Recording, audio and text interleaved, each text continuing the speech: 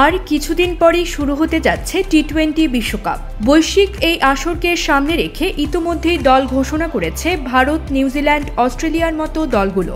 19তম দল হিসেবে বিশ্বকাপের দল ঘোষণা করেছে বিসিবি। মঙ্গলবার 14 মে 15 সদস্যের এই দল প্রকাশ করে তারা। 15 সদস্যের দলে নেই pace bowling allrounder Saifuddin. Reserve হিসেবে দলে নেওয়া হয়েছে পেসার হাসান মাহমুদ ও অলরাউন্ডার আফিফ হোসেন। সাম্প্রতিক সময়ে ব্যাট হাতে বাজে সময় পার করা লিটন দাস জায়গা পেয়েছেন ঘোষিত দলে। চলতি বছর টি-20 ফরম্যাটে নিজের নামের প্রতি সুবিচার করতে পারেননি লিটন। 6 ম্যাচ খেলে করেছেন 79 রান, গড় 13। বিশ্বকাপের বছরে জাতীয় দলের অন্যতম সেরা ব্যাটারের এমন হাল নিঃসন্দেহে চিন্তার কারণ।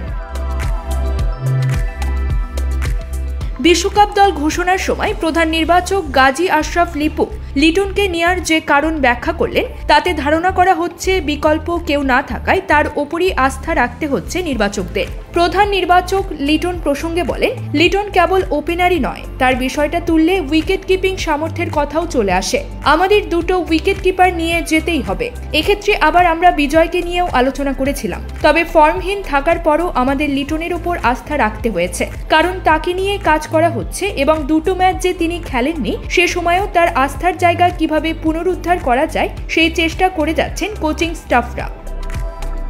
Sports desk, UKBD Times.